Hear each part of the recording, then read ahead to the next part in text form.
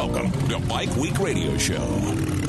Powered by Geico. 15 minutes can save you 15% or more on motorcycle insurance. Bike Week Radio Show with Bobby Woldridge, Brock Glover, and Paul Carruthers on San Diego's sports leader, the mighty 1090. Good morning and welcome into Bike Week Radio Show on San Diego Sports Leader, the mighty 1090. Hope you guys are having a fantastic holiday week. My goodness, we have Brock Glover back in studio. And as always, never enough time to talk to Brock. I'm gone 1 week, and you missed me. 1 week? We missed you like crazy, my friend. And you even got to sleep in my house a couple of days. Bobby House said. Oh, yeah, we talked about that on air last week. It was. You know what this is, Paul Carruthers? What? This is the key to Brock Glover's front door, still on my keychain. I'm glad he showed me that, because guess what? I think I'm going to have to well, now he wants it back. Repossess that. Exactly. But, I want to be able to sleep at night. Did the animals survive? Actually, I got a crazy story to tell you about that. I came home Sunday night. Uh-oh. Got home from the airport, messing around, doing suitcases, walked downstairs carrying an empty suitcase, and looked over, and our dog was having a seizure. Oh, my goodness. No, really? And I tried to call Bobby and ask him was she acting normal or what the deal was. Yeah, she had a seizure. No way. She's fine now, but it was probably from all the things she saw at the house. Well, that she hadn't seen before. We wanted. Yeah, come forward, buddy. What do you know? What do you see? I'm gonna. Do I have to go back to our in-house video system? The dog is obviously allergic to strippers. I guess something's. I wanted to. Didn't mean to dirty laundry this on the air, but it was a. So the dog's fine. So far, right now, a traumatic experience for the Glover household, but we're not blaming anybody, Bobby. We're not pointing fingers yet. I think Paul must have left one of his like acid tablets or something like that on the floor from the raging party we had. It can be caused from dietary or. So now we're bringing Paul into licking up spilled concoctions of cocktails on the floor or something. No, say that twice. Anyways, Bike Week Radio Show. We're going to talk about motorcycles, not about my poor house-sitting skills. But Brock Glover is back in studio. Excited to have him. We also have Paul Carruthers here once again. Paul, good to have you, buddy. Thank you. That is Paul Carruthers. Where did you buy that voice? I think I found it at the strip club. No, I smoked 2 packs of cigarettes last night. I don't normally smoke. So. Oh, good. But also unfiltered, I think, Bobby. What do you think? Also in studio, we have a couple members of Los Ancianos Motorcycle Club, one of the oldest motorcycle clubs in town, and they just got finished doing their big race. Last weekend, 2 weeks ago? Can you believe this club is so old? How old is it? Okay, come on. It was founded when I was born. How's that? Damn, that is old. That is so old. And so that's old. Very excited to have Tommy, John, and Roland here in studio, and we'll throw them on mic next segment. And we were just talking in the back, and my goodness, it's going to be one of those shows where 1 hour won't be enough.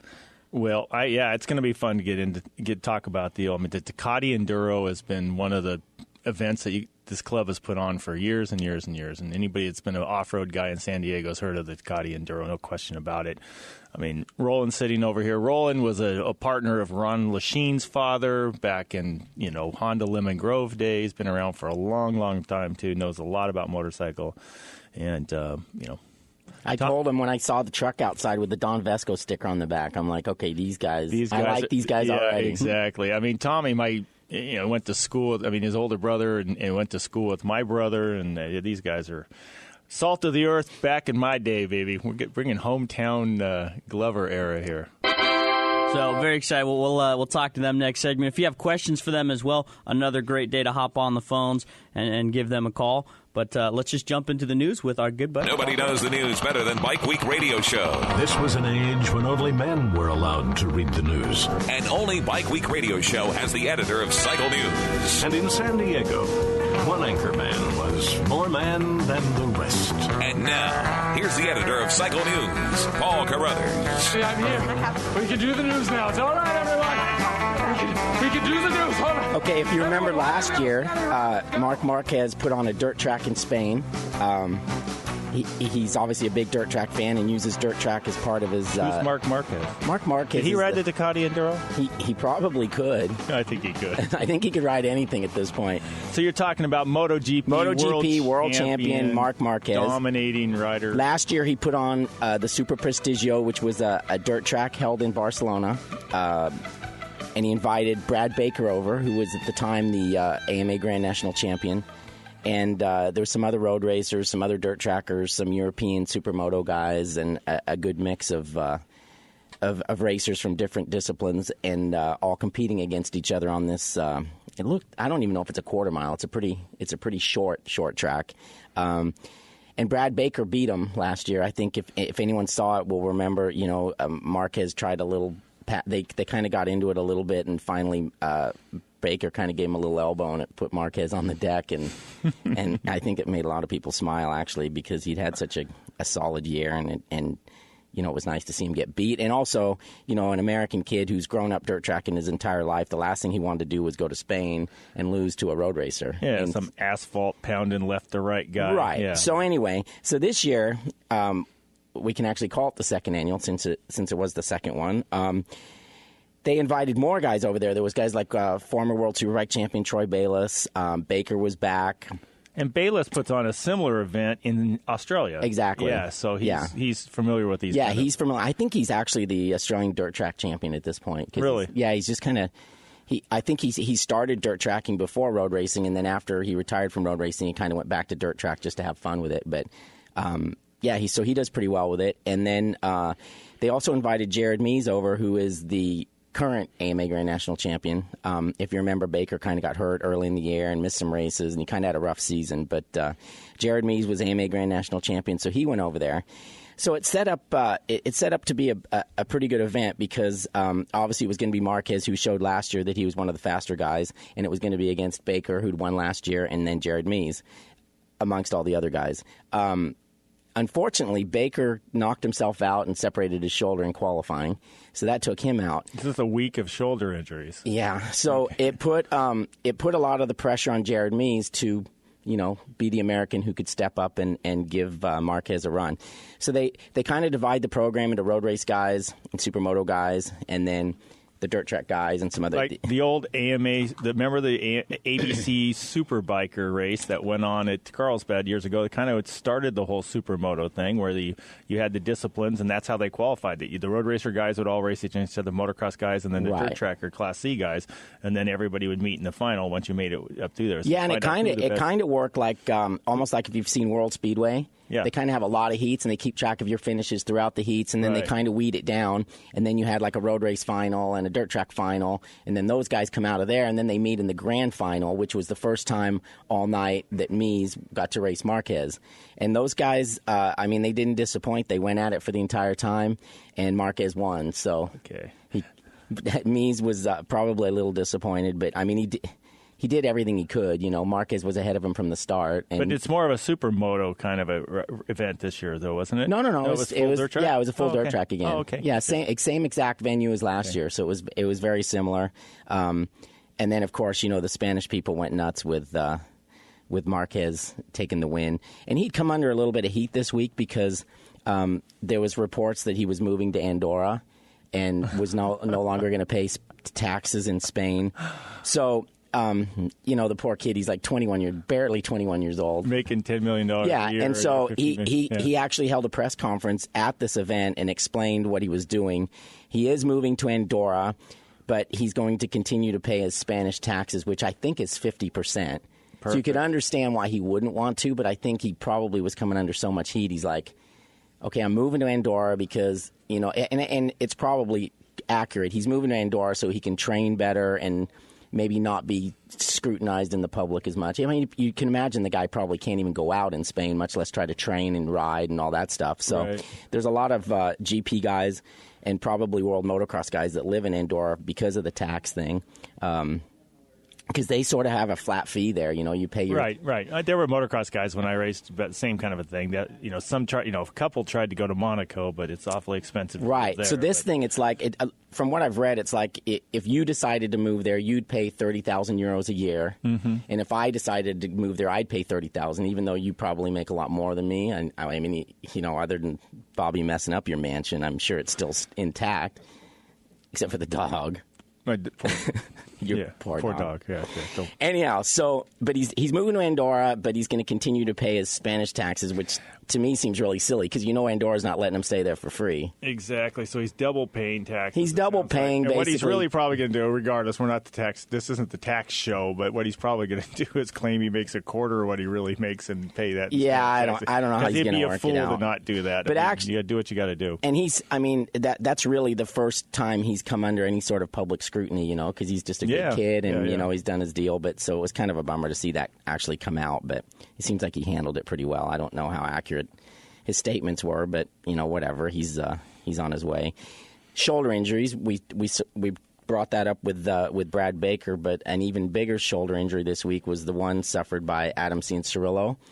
Now, if you remember last year, he crashed. You'll remember exactly what Supercross because I don't. Dallas.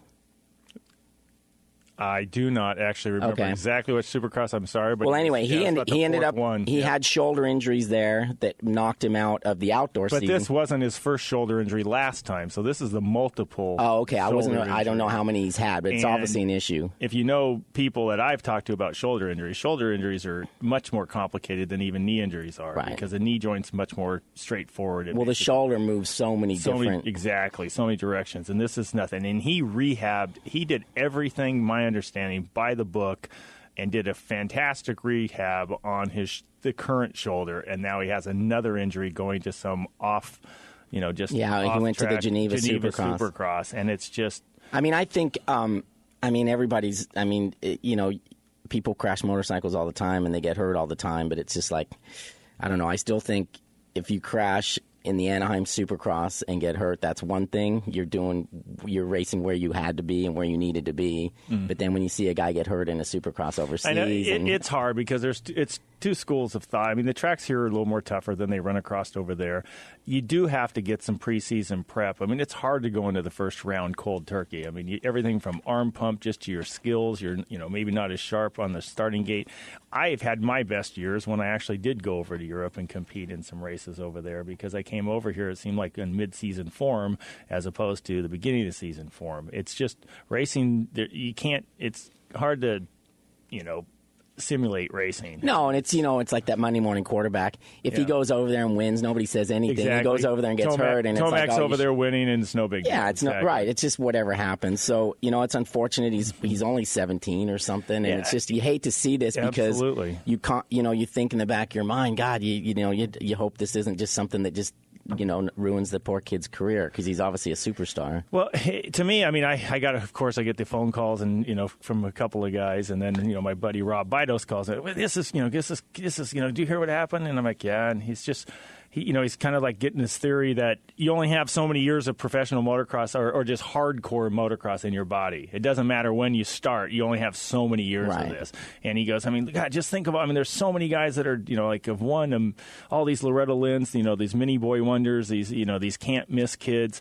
And their careers just fall flat on their face. You go, not that Mike Alessi's career's fallen flat on his face, but he had 11 titles, I think, at Loretta Lynn's.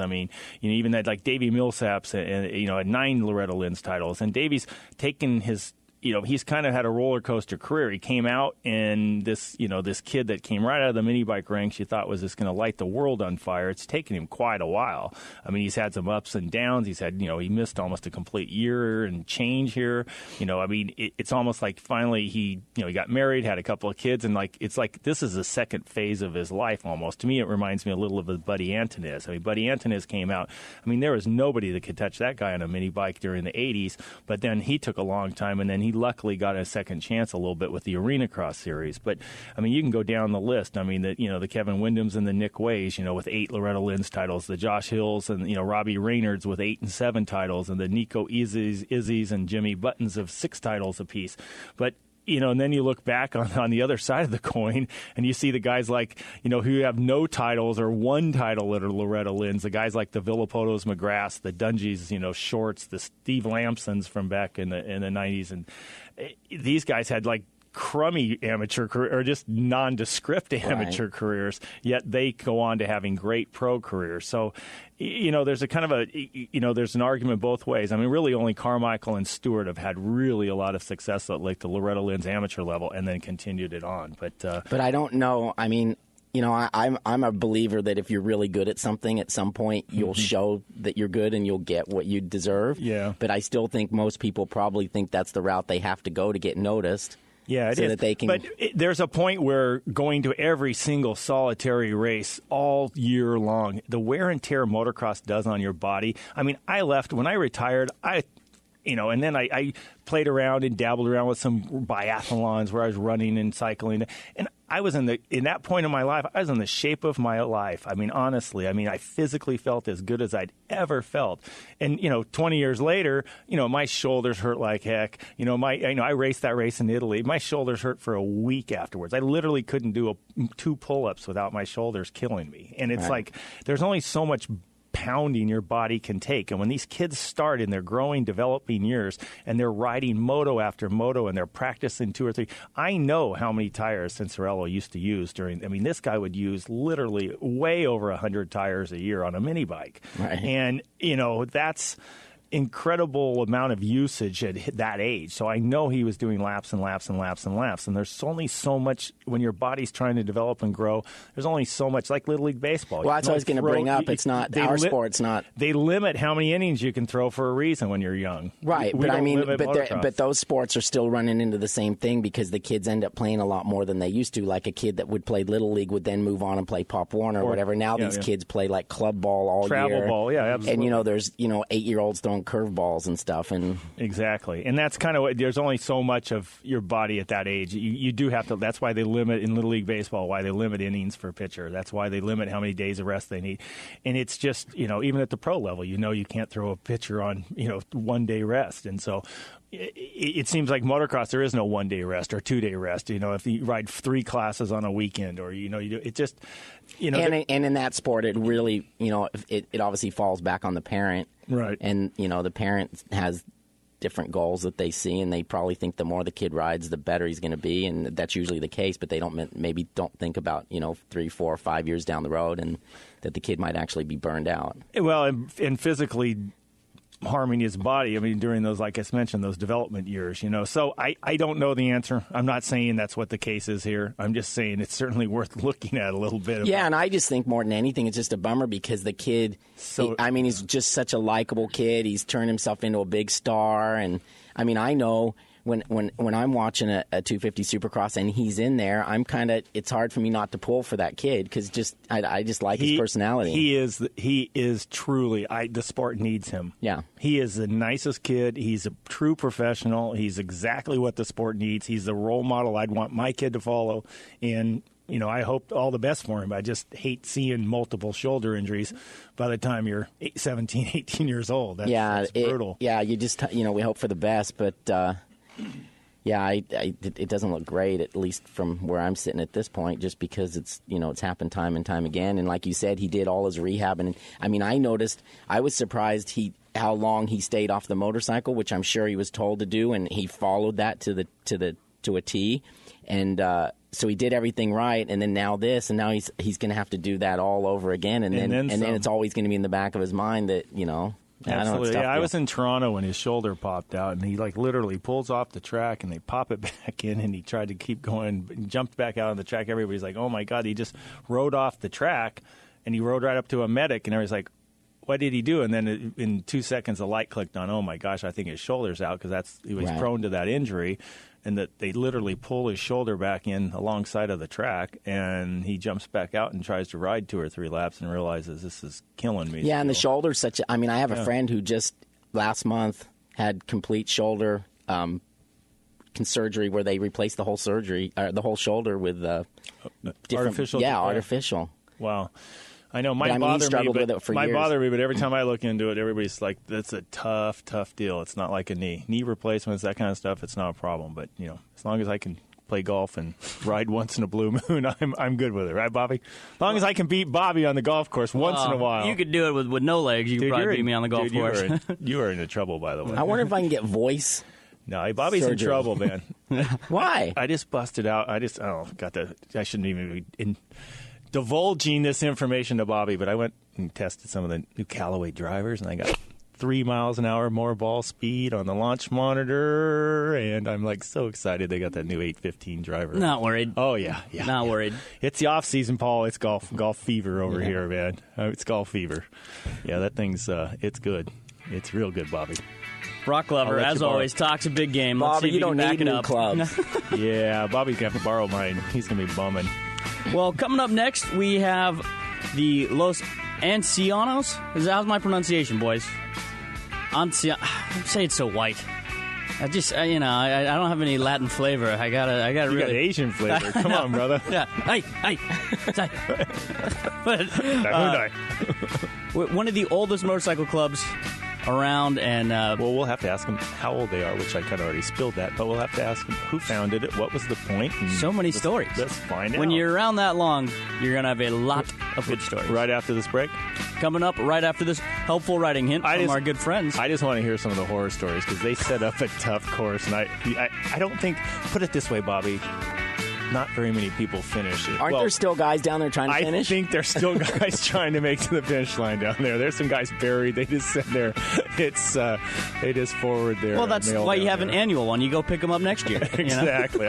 Good job, buddy. Well, we're going to be talking about that next. But here is one of our helpful writing hints from our good friends at Russ Brown Motorcycle Attorneys. Russ Brown Motorcycle Attorneys have been representing riders for decades. And here's Chuck Coro from Russ Brown Motorcycle Attorneys to provide you with a helpful writing hint. Just because you file a lawsuit does not mean you're going straight to trial. There are other alternative methods of getting a case resolved, one of which is mediation. Mediation involves a neutral, retired judge or experienced lawyer who will try to help both sides see the strengths and weaknesses in the respective cases and reach a conclusion that everyone can live with. This helpful hint has been brought to you by Russ Brown Motorcycle Attorneys at 1-800-4BIKERS or online at russbrown.com. Idea. Bear with me. You could save quite a bit of money just by switching your motorcycle insurance to Geico. Piles of it, in fact. But there may not be a lot of room on your bike for all that extra cash. So I had somewhat of an idea. You could get one of those nifty little sidecars, pile it up with all that money you just saved, and merrily drive on your way. It's just a thought. Just off the top of my head. Call Geico today for a free motorcycle rate quote. Geico, saving people money on more than just car insurance. Russ Brown Motorcycle Attorneys are the real deal. Russ Brown Motorcycle Attorneys. Their entire practice is dedicated to representing motorcyclists. As riders themselves, they understand why you ride, the issues you face, and the motorcycle culture. For over 30 years, Russ Brown and his partner Chuck Coro have been helping injured motorcyclists and their families get the care and compensation they deserve. Russ Brown Motorcycle Attorneys also created BAM. BAM!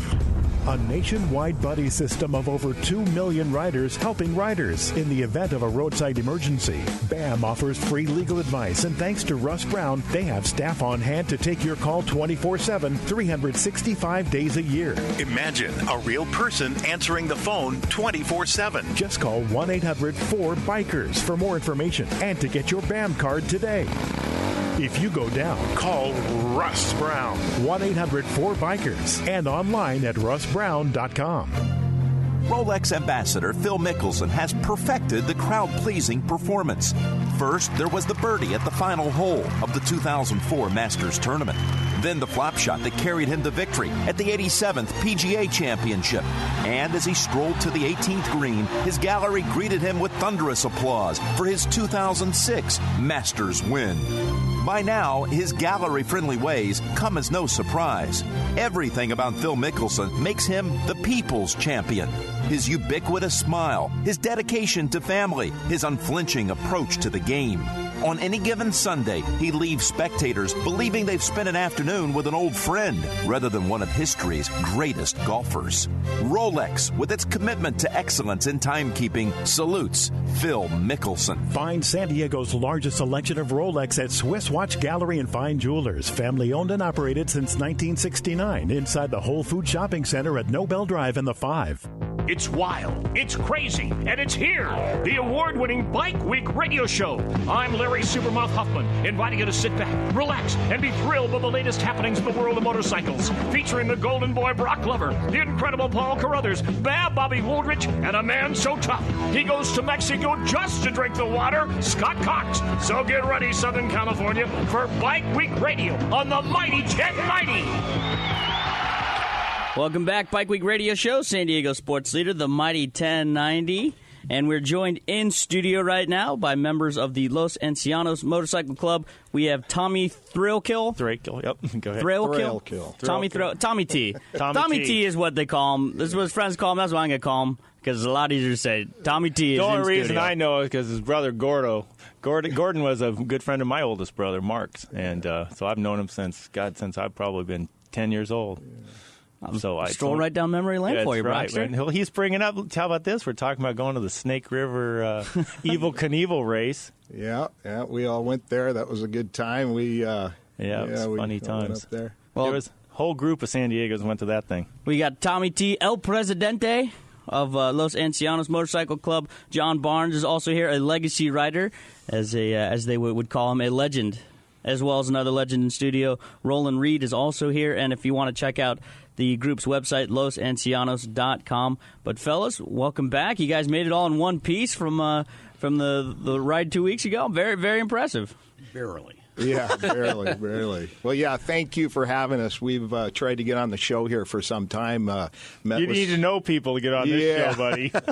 Well, we finally got here, and we just coming off our successful Tecate Enduro we threw last Saturday, and luckily the rain dance I did in the prior week worked, and the boys got a dust-free ride, and we got everybody in safely. That was our key thing, putting on enduro of this magnitude. It requires so much help, for so many people that just to get everybody in safe is our key thing. That's beside putting up the markings, putting up the getting all the members to show up, and just the magnitude of putting on this event is immense. So we just want to shout out to a few people, the club, for sure, our club, and all the people that helped with us. So, Tommy, how many riders did you have enter this year's race? Well, we had 280-plus enter. We had 275 start. Okay, and how many finished? Well, this year we had a number. I'd like to see a little bit more here, but we had 86 finish this year. So goodness. The attrition was quite high. That percentage might be okay. Marginal baseball player. It's above the Mendoza line, but it's not. But when it comes to finishing a race, especially with modern motorcycles that don't cut out and drown out and do that, you didn't have mud hole. I mean, what's the most common reason someone doesn't finish your enduro? Well, I would say the most common reason, one thing we have going against us this time of year in December is that we have short daytimes, and in order to get run out of daylight, we run out of daylight. Oh my God! It's one of those. What things. time do you start? Well, we start our key time is 7:00, and so you would think that we would have plenty of time, but this year our first place finisher did it in somewhere around 5 hours or so, but we have to take in consideration all the other people that are in the event that can't quite do that schedule. How many miles is the entire? If you're the winner, how many miles do they cover? 101 miles this year was our 101, course. huh? Yeah. Do the math on that, huh, Bobby? So 20-some miles an hour. Yeah, 20. Yeah, the lead. Thank you, Roland jumped in to do the math for me. We would have been here awkward silence for about 40 seconds. 60, 81. So, it's he does average 20 miles an hour. The winner. And so the guys that don't finish and start off at what time's the last guy go off usually? Well, we run them 4 to a minute. And we had like 275 riders, so I think what we have 65 minutes or something like that. So it would be last guy goes off just after 8, and he can't get in by 5 o'clock at night. Yeah, well, we try to get our sweep crews. They hour out. So let's say we give them an hour at every section, without getting into all the details of how we run an enduro. I think it's simply said that we give you an hour to make it to each checkpoint. If you don't, you hour out. So consequently, if you're on that 59th minute, you can keep going. But at the end of if you're the 65th line out, you're going to be towards 3 o'clock, and that hour puts you towards 4, which is almost dark. So, gotcha. Safety-wise, we have to be real careful on how we do that. But going back in the years past, how the old enduros and Rollin Reed was very instrumental in that. Those early years of '73, we had a Tecate 500 enduro, and now do the math. So a 2-day event, 500 miles. So more fire roads, though, right, Roland? Yeah. We utilized the deserted 2 tracks. Right. But they were really 2 tracks in those days. Right. They'd never seen a bulldozer, and so a 24-mile-an-hour average then was moving. Yeah. And it's not on the modern bikes either, by the way. I mean, 70s, you're running everything from XL Hondas and you name it. Exactly, with 2 inches of travel on the back and 3 inches up front. Yeah, exactly. And, So the Tecate Enduro has been, at some points, it's been a national enduro, like part of a championship series, and sometimes it's not. But it's just right, or is it never been national? No, it's never been, because it's attracted top level riders. I know in the 70s I was so focused on motocross, but Roland was like I mentioned earlier. I mean, Honda Lemon Grove was where I got all my motorcycles. My dad hung out there a lot during the week and got all the parts and everything, and so there was tons and tons of conversations many times about this, and Honda Lemon Grove helped Bill Silverthorne when they were racing the Honda effort, winning the Baja 1000 and things like that. So racing's been at Honda Lemon Grove, and Roland's been around racing for his most of his life, I think. So, I just fun to talk about the Tecate Enduro. I always knew you guys always had great riders. Yeah, the impetus to put it on down there was we used to put hare scrambles and desert races on here. But when the BLM and everybody started coming down on us with the regulations, we decided to heck with it. We went to AMA and talked to them about it, and they said, that's a local problem. We're not interested. So we said, well, there's one way to solve it, and we moved it to Baja. Yeah. And that's where our activities started and have been ever since. And they've welcomed you down there. But it's not just a one-way street. Your club does a lot for the local communities down in Baja. So tell us some of the charities and events that you focus on and things. Well, absolutely. We try to help as many people as we can down there. Just being down there and being part of their community and with the commerce that we, spending money and putting on events and stuff is one thing. But we also help different schools. We heard different charities down there. The Red Cross we've been quite involved with, and we plan on doing a lot more this year with some other things, but in conjunction with another club down there, Borrego Negro, which you're familiar with Jimmy Beecham. Mm-hmm. And he's been quite successful with his event, and we're going to try to parallel him and just keep on going and, as a club and help as many people as possible that way, yeah. Very good. So when you're talking about, who won this year, by the way? Well, we out of those 200 and some odd 80 riders, or 90 riders, yeah, we had a man named Ian Blythe, and he is a 6 days rider, just fresh off 6 days. I know the name, and I know who it is, yes. Yeah, and he's from Colorado, and he came across first in the results, and he earned it. It was a very hard enduro this year. Out of those, and then we had some class winners. I can't go into all of them because I just don't have it all. Our official results are out, but as far as the class winners and stuff, they can go online and get some of that. Now, Tommy, in a race that less than 30% of the people finish, do you have to qualify? I mean, not everybody can just sign up, right? I mean, because it's dangerous for them. How do you know who's No, can Bobby, cut it? you could sign up, and guess what? You wouldn't have to worry about being out there 8 hours because the first hour would pass, and you would hour out. So you'd be the first guy home drinking a cup of coffee. Well, our event speaks for itself. If anybody in the industry, or well, not the industry, but motorcycling in general, off-roading knows how famous we are for putting on a quality hard enduro. And so that kind of weeds a lot of people out there as far as if they're capable or not.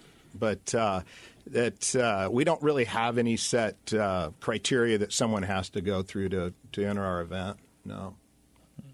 Very good. Sign me up then, Brock. Yeah, exactly. No, I don't think so, Bobby. I need a good house sitter. No, it's going to be in your sidecar, Brock. That's right. You're going to ride it, yeah. Yeah, this is a tough event. This is a tough event, no question about it. So, best bike to riders show up there and ride. What seems to be the best bike that for your event? Is it the guys riding the 2-strokes, the 300s and things like that, or are they? Mostly the four strokes. Yeah, I don't even know what the winner was on this year. Do you know, Rollin? No, I really. Yeah, we were so busy putting it on as a club, but typically, your 4-stroke. But this has evolved into a series of. It's a 100-mile race, but we have 3 loops, and and we give rest at at the end of each one.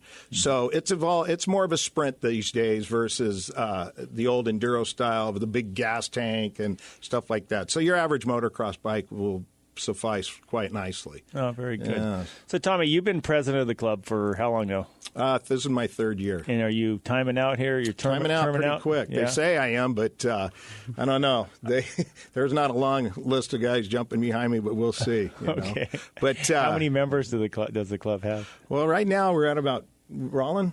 I think we're 36, 37? Yeah. 36. About 30 of them are fairly active. Yeah. And what our club, being Los Ancianos, the word Los Ancianos comes is direct.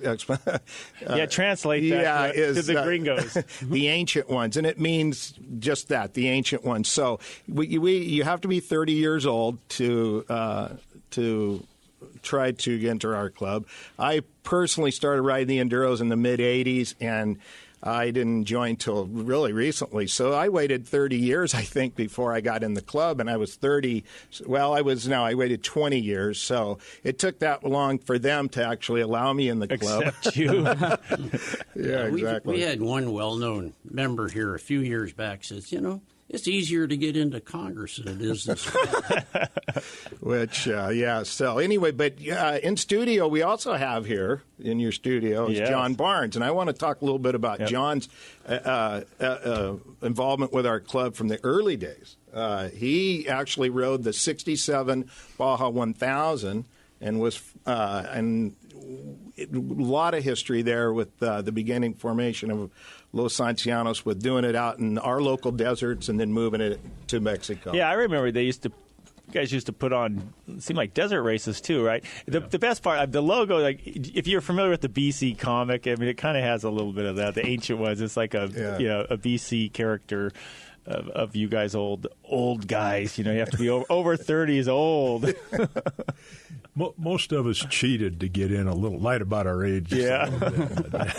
We like to tell that anyway. But the BC character, actually, we supposedly have permission from that comic strip to use their logo. So that's pretty good. Or at least that's the tale after a couple of beers after a tough Tecate Enduro, and the stories are flowing, huh? So when did you become a member there, John? I was riding an enduro in Los Angeles area. It was a 500-mile one, and my guys that were pitting for me disappeared, and they drank up all my gas money.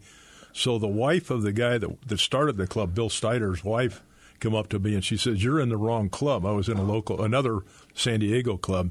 So she said, "Why don't you come to our meetings?" So I think I'm the only guy in the club that was invited by the president's wife to join.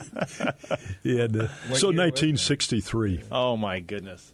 1963, huh? And what bike? Yeah, tell me, what were you riding in 63? I'd ride the 500 Triumph in. And it was right in where you guys are talking about the 2 and 3 inches of travel. Oh, I don't even. Do they even have 2 or 3 inches of travel, or is that just? Well, they told Mr. Urquhart told us they did. Yes, Glenn Urquhart, the old Urquhart Motorcycles dealership where you bought them, huh? Yeah. God, that's. That was a long time ago. That's so. After that, then you progressed all the way. So you've been a member since 1963, huh? Correct. Yeah. Are you the longest running member? Are you the seniorest of seniors? No. No. There's a guy named Dick Hansen, and Dick joined I think the year before, and he got in. He was maybe 21 or 22 at the time. Is he related to Bob Hansen? Or no, the guy that used to so. collect Hondas that unfortunately has passed away not too long ago. Yeah, but Dick was my partner in that first Baja 1000. Oh, what did you ride in the Baja 1000? We had a TR6C, a 40-inch Triumph. 40-inch.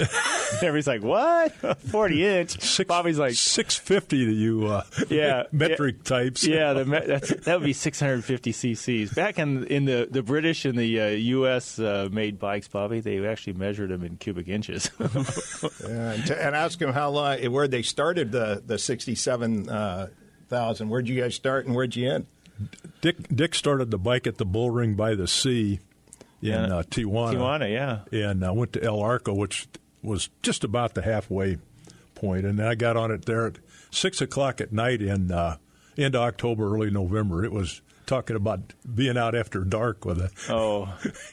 and the Triumph headlight ran directly off the alternator. Like a magneto or whatever. So when you rev the engine, you could actually see. You had good lights. And then when you backed off to come down that really treacherous downhill, it just turned to like one candle light. Yeah. If you killed the motor, it was dark. Oh, you talk about being anybody that's ridden out there, any listener who rode Baja. I mean, if you've ever been out there stranded, or your bike stalls, or you fall, and it just goes pitch silent, pitch dark, and then you start hearing little things that you know are not even really there.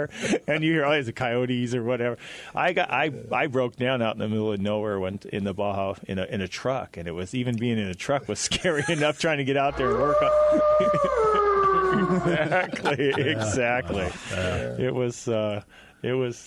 I don't know. I can't imagine doing that. I'm not man enough to go down there and do that Baja.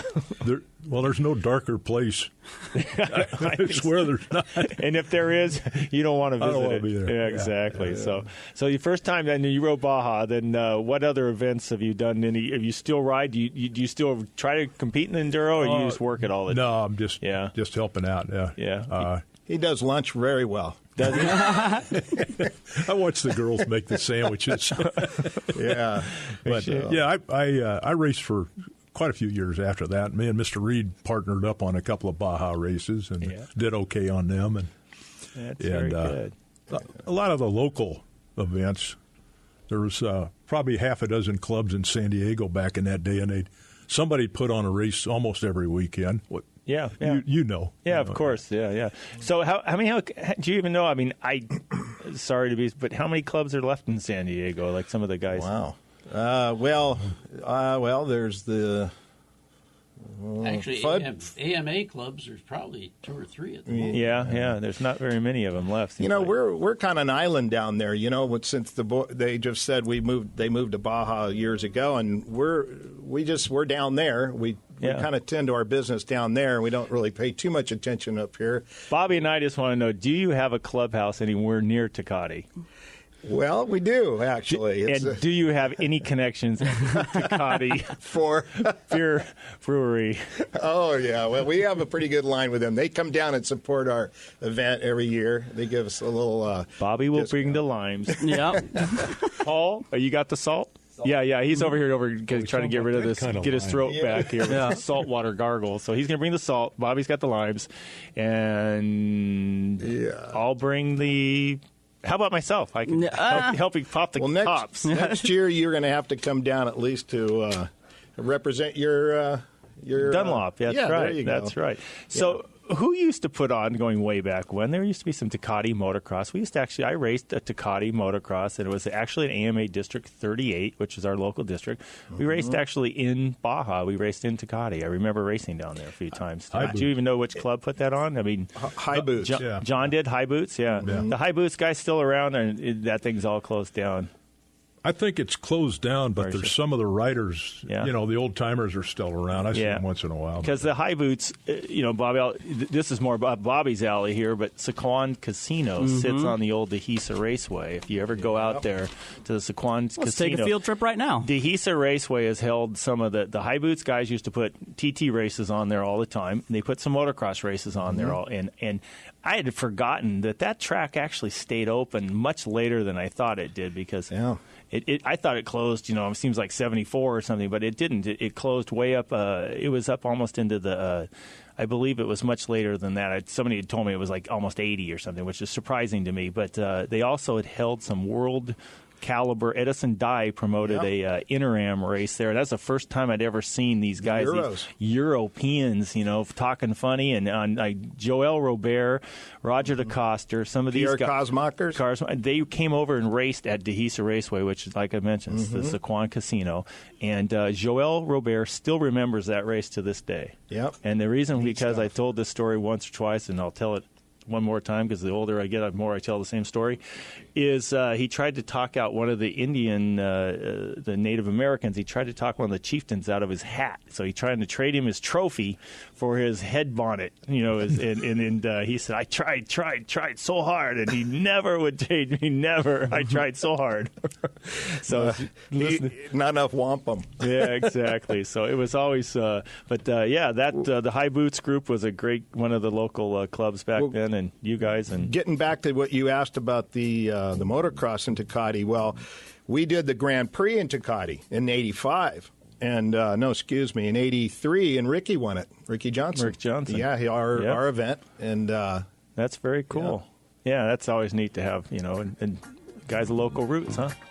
I love it. Well, we still have a little bit of time left. We'll just take a quick pause, but let's pick the conversation back up when we get back. If you have questions for the group, now's a good time. 877-792-1090 or 858-457-1090. Once again, 877-792-1090 or 858-457-1090. More Bike Week radio show coming your way on San Diego Sports Leader, the Mighty 1090. Here's an idea. Bear with me. You could save quite a bit of money just by switching your motorcycle insurance to Geico.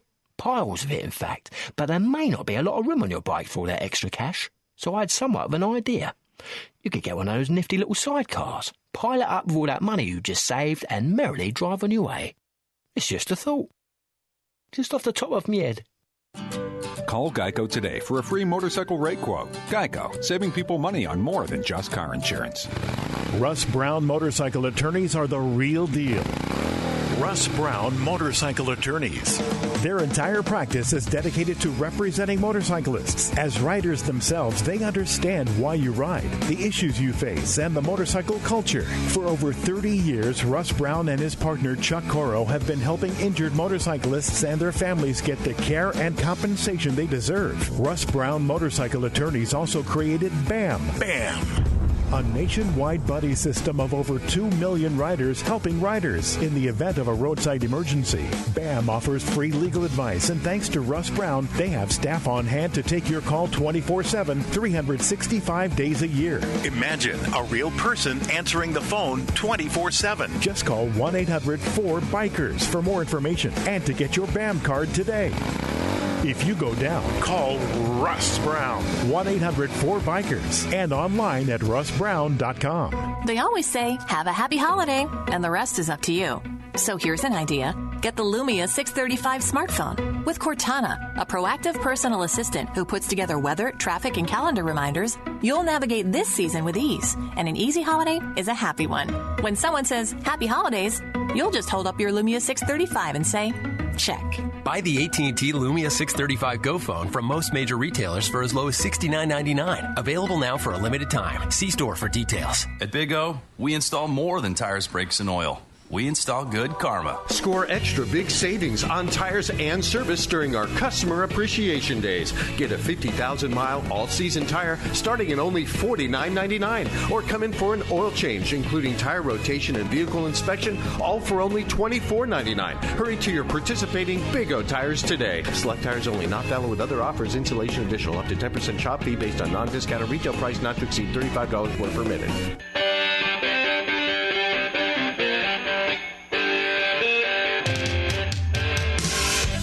Hi, this is Ricky Bad Boy Johnson. You're listening to Bike Week Radio Show.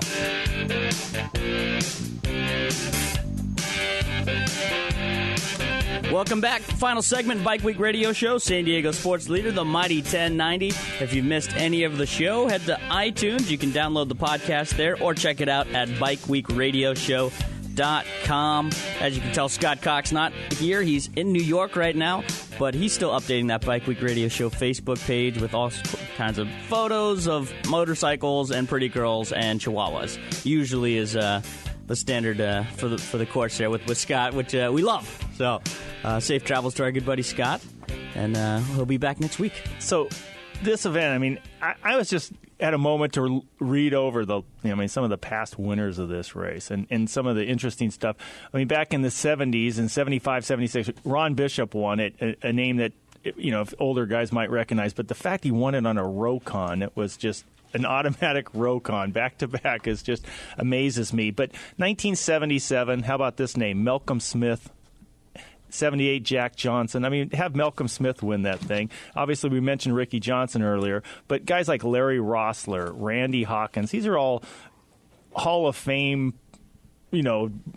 riders. I mean, Larry Rossler's won Baja so many times, and as we were talking about during the break, I mean, he's won your event so many times. Looks like 6 times or something on here. And then turns around, this year was the very first year Larry has not trophied ever in your event, huh? Yeah. We kind of went over the edge a little bit on toughness this year, somewhat on purpose, but somewhat not. What were you trying to do, weed people out? Well, but, I mean, Kevin Hines, Ty Davis, like I mentioned, Larry, I mean, you have some amazing. Paul Edmondson from England. This guy was a ISDE gold medalist. I mean, very, very accomplished rider. In 2000, he won it. Ty Davis? Yep. I mentioned Joey Lanza, who rides endurocross all the time, Nick Pearson.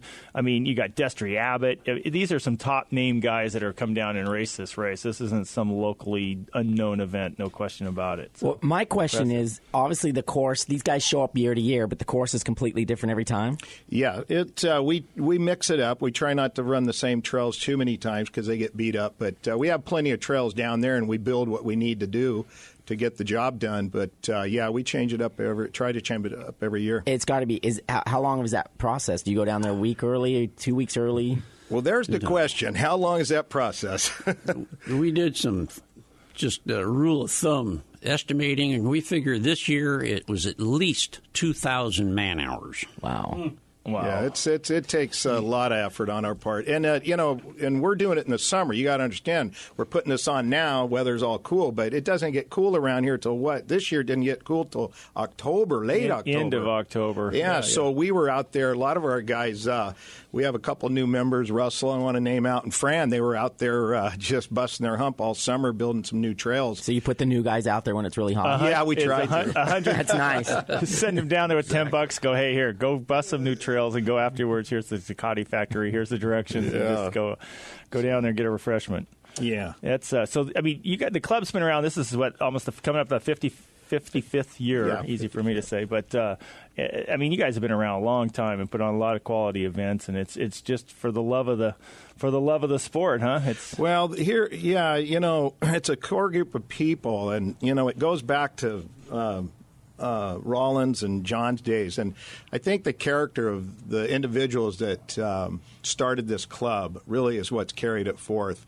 And once you get to know how they did business back then, how hard it was to mark these courses and line them out. They used to, Rollin and John used to put paper route carrying bags. The guy, they used to deliver papers with lime, 1 pound lime bags, and they would go down the trail and throw these 1 pound lime bags. They had 50, 60 pounds on them just to mark these trails back then. Right. Well, we've obviously gotten a little more technical since then. We have plastic arrows and ribbon, but we have cases of ribbon that we put out there to market because we want to make sure our trails are safe. Okay, the terrain is what's going to dictate how we test them. We don't want to have to test them on how to get to where they're going, so we really, really market well. Right, and it's not a race that right. requires So navigation. everything we put up there on those trails, we have to bring and pull out. So we spend literally weeks marking it and weeks pulling the ribbon after we're done. Yeah, you guys have to go clean up and, like you talk about, besides sweep to get the riders, but you have to clean up what you left behind, right? Right. So, yeah, and, going back to a little bit about the early guys in the club and stuff and how it's evolved, there was one man named Niles Usry that was really instrumental in building trails for the club. And the Rollin knew him well, and he would just literally spend his life out there building these trails. And that's awesome. A testament. And building trails, you got to understand, when we build trails, we're not just going out there and just, okay, I want to go up that mountain. We take cow trails, existing cow trails, because the relationships that we have with these people out there, it's not like we go willy-nilly over their property. Right. We want to stay on established cow trails because that's basically what our legacy members were riding when they were young, starting. So it's just it's not like we just make a big trail. We try to be conservative as much as we can. Right. Very good. Well, it's an amazing event. It goes on every year in the month of December, right? Mm-hmm. So if you have anybody who wants to get a hold of you guys, shout out the website and might as well just log on just to kind of see some neat pictures, huh? And you can do that. And I just want to submit a shout-out to our sponsors, Vase, Power Sports, and Maximo Wells for being a good sponsor. Oh, very good. So where's the website? LosAncianos.com. And how do you spell that again? LOS and then? ANCIANOS.com. Yeah, LosAncianos.com. Or they can Google Tecate Enduro or anything like that and get right to it, huh? Sure.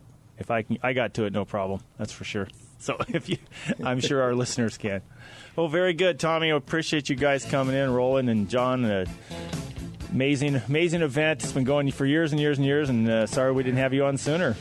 Well, we can come back again whenever you want us. That's good. Thanks, guys. Thank you. Well, we might have to hold you guys to it. We'll definitely have you back in studio, and by the time this event rolls around again next year, a little preview action instead of a recap. Very good. Very good. So one more week before Christmas, huh? Yes, and we're also getting prepped for our best of show that'll run the week between Christmas and New Year's. And I was just going through some of the Bike Week radio show files and some of our best of shows. We had a darn good year. I don't mind patting ourselves on the back. We had some fun interviews. Very good. Yeah, can't wait to listen to it myself. Yeah, and so if you missed any of the shows yourself, you want to go back and brush up, head to bikeweekradioshow.com or check out the podcast on iTunes. Paul Carruthers, excellent work. We'll see you next week. I'll be here. Thanks, guys, and thanks for putting up with my rap. Stop. Get off the microphone. Go home. Back. Jeez, get out of here. Paul, but we'll see you, buddy. Brockster, great stuff, man. We'll catch you next week. Yeah, thank you, guys, and thanks all the listeners out there for listening, and get out there and battle and get your Christmas shopping or holiday gifts done. I know Hanukkah's starting for some people here soon, so everything else, I'm going to go out there and battle with him. Multicultural Brock Glover. That's right. He's tuned in. I like it. Oh, yeah. Dude, did you know you left your Christmas list in our guest room? Dude, I swear I cracked up. He's like, he wants this, he wants that, some new golf stuff. He wanted a new cardigan sweater. He wants a new one in blue. And then I see this one at the bottom. He's like, he wants one of the new mistletoe belt buckles. He wants, there's, some other things he wants. I was like, dude, seriously, was that a hint? You want us to buy Christmas presents for you, or is that? I love it. Yeah. Well, we'll be back next week right here on Bike Week Radio Show, San Diego Sports Leader, Mighty 1090.